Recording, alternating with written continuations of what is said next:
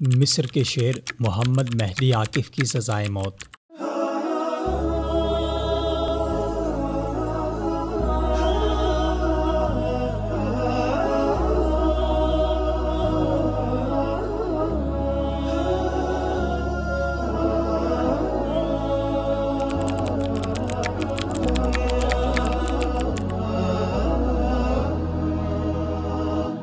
ستمبر کا مہینہ اس لیے بھی یادگار ہے کہ اس میں عمر المختار نامی لیبیائی مجاہد کو اٹلی کے خلاف 20 سالہ طویل جدوجہد کے بعد گرفتار کر کے مقدمہ کے بعد سزائے موت سنائی گئی، اور اسی ماہ محمد مہدی عاکف بھی دار فانی سے کوچ کر گئے، جو کہ سابقہ مصری پارلیمنٹرین اور مصری اخوان المسلمین کے رہنما تھے۔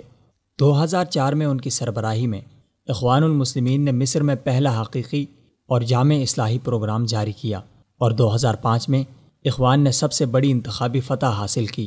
شہید مہدی محمد عاکف 2009 میں 500 بااثر مسلمانوں کی فہرست میں 12ویں نمبر پر موجود تھے۔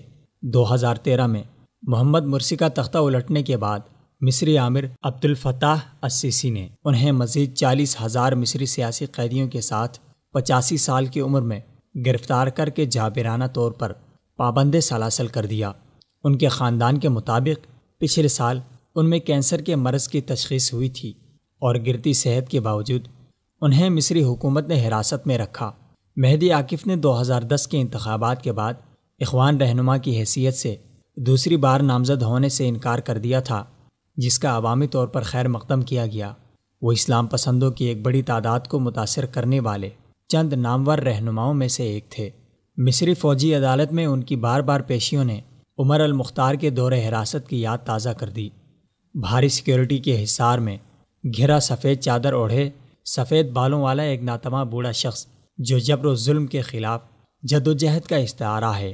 یہ استعارہ پچھلی صدی میں عمر المختار تھے، اور رواں صدی میں مہدی عاکف، جنہوں نے مصری حکومت کو سال ہر سال اسی طرح خوفزدہ کیے رکھا جس طرح عمر المختار نے اطالویوں کو کیے رکھا تھا۔ 4 سالوں پر مشتمل دور اقتدار میں سیسی اب تک ہزاروں افراد کو سیاسی قیدی بنا چکا ہے، ہزاروں کو جلا وطن کر چکا ہے، اور ماورائے عدالت قتل اور منظم تشدد کا بے جا آزادانہ استعمال اس کے علاوہ ہے۔ مہدی عاکف کی حراستی آزمائش اور آخرکار دوران قید شہادت نے مصر اور مغرب کے لیے بہت سے سوالات کھڑے کر دیے ہیں۔ ان کی شہادت مصری نظام قانون کے معیار پر تمانچہ ہے، کیونکہ انہیں 2016 میں تمام الزامات سے بری قرار دے دیا گیا تھا، مگر اس کے باوجود انہیں مزید 20 ماہ تک قید رکھا گیا، تاوقع کہ وہ مرض الموت سے لڑتے ہوئے جام شہادت نوش کر گئے۔ مگر کسی مغربی حکومت نے کبھی سیسی کے مظالم کے خلاف آواز نہیں اٹھائی، اور نہ ہی مہدی عاکف کی رہائی یا ان کی گرفتاری کے خلاف کبھی کوئی بیان جاری کیا۔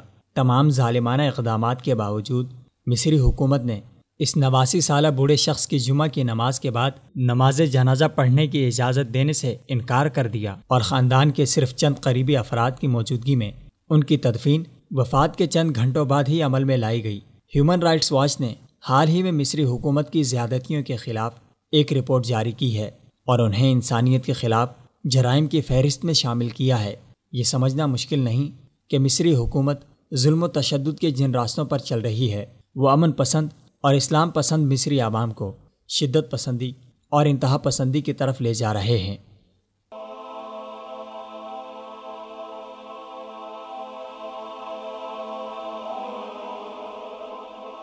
ایمان کی کرن، ہدایت کی شمع، وصال اردو۔